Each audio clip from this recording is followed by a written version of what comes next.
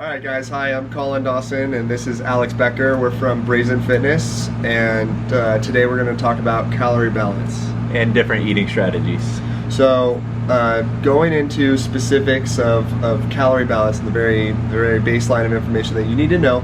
For some people this will be common knowledge and for others this is brand new information, but it is pertinent information if we're going to talk about how to gain and lose weight or just maintain where you're at. So at the very basic information, we're going to start with the average amount of calories in a pound of fat. So the average amount of calories in a pound of fat is 3,500 calories. So if you lose 500 calories a day, if you're in a 500 calorie a day deficit over a week period, so that's 7 days, 500 times 7 is 3,500 calories. You'll lose 1 pound a week. So this is information that I hope is going to be helpful for you guys getting the results that you want, and this is the whole basic line of what it is that we're trying to hopefully convey in this video today. So with this calorie balance thing, if you want to gain weight, you're going to eat above what you need to consume in a day to gain weight. To maintain weight, you're going to eat however much your maintenance calories is. To lose weight, you're going to eat below that number. So today we're also going to explain kind of why different dieting strategies like flexible dieting, clean eating, intermittent fasting, why people use these different techniques. So basically it's all to maintain this calorie balance. Some people can be very successful with intermittent fasting because they only have this 6-hour window, this 4-hour window to eat all their calories in a day, and then they feel fuller through their eating window, and then they can just not eat for the rest of the day. As opposed to like flexible dieting, they can kind of eat whatever they want as long as it's within their macronutrient goals. And then clean eating is kind of where you just eat your healthy, kind of more non-processed foods throughout the day, and you're still hitting within that calorie balance. Right. So one of the ways that we measure out our calorie balance is through more of the flexible dieting strategy, in that we hit specific carbohydrate requirements, specific fat requirements, and specific protein requirements. And within that window, we're going to have like a variation of error. So let's say the amount of fat that you take in a day is going to be between 70 and 100 grams of fat. And this is a rough estimate, and that's usually on the higher end, towards 100 grams. But let's say it's 100 grams of fat. If I am plus or minus 5 grams of fat by the end of the day, I'm fine. I've still hit within my normal caloric window based on the amount of fat that I intake.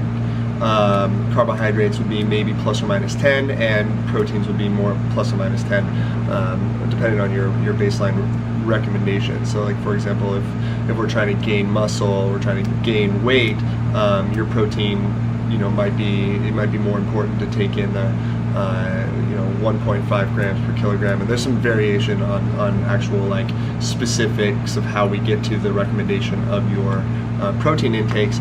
But if you're hit within like a 5 grams of protein versus a 10 gram of protein like window above or below it, it's not going to make that much of a difference in your overall caloric requirements for the day. So basically what it boils down to is all of these different eating strategies work depending on what works best for you. It's not saying that one is only going to be successful or the other one's going to be the only way to do it. They all work. It's just all boils down to, again, that calorie balance. It's preference. Exactly. So it's are you going to be able to stay below your maintenance intake? So like let's say if I burn an average of 2,200 calories a day, so my normal burn in a day is 2,200 calories. If I subtract 500 calories from that and I eat only 1,700 calories, then I'm going to be in a 500 calorie deficit over the entire week. If I can maintain that for the entire week, then I'll lose a pound a week. I'll lose that, again going back to that 3,500 calories and a pound of fat, I'll lose that 3,500 calories over the whole week. If I can maintain that, that's the key though. So this is why different strategies for the dieting is important. Is that some people really respond well to like the normal 5 meals a day or 6 meals a day, like 3 square meals and 2 snacks.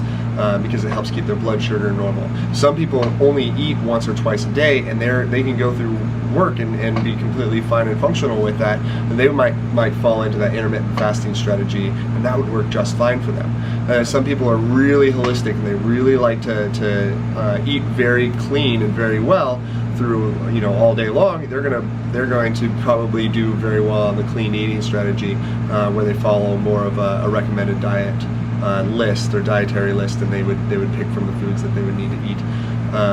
And ultimately, it's very subjective to the person who's actually on the plan. So we're not going to tell you that you're only going to have like this one size fits all, you're all going to do the same thing and get where you need to be. What we want to do is help you to find the strategy that works best to get you the results that you are after. At the end of the day, that's what we do. We try and help find what works best for you, and then we stick with that attack plan to help you reach your goals. And everybody gets bored, you know, and we understand that, and we have different strategies to help you guys, like, you know, zigzag dieting and all sorts of things in order to get you to where you want to be. And it's all subjective, and you know, we're here to be part of your team. All right, guys, thank you for watching. Don't forget to like, subscribe, do all that fun stuff down here. Comment what you guys actually want to hear us talk about. So yeah, thank you guys for watching. Thank you guys. All right, we'll see you next time. Later.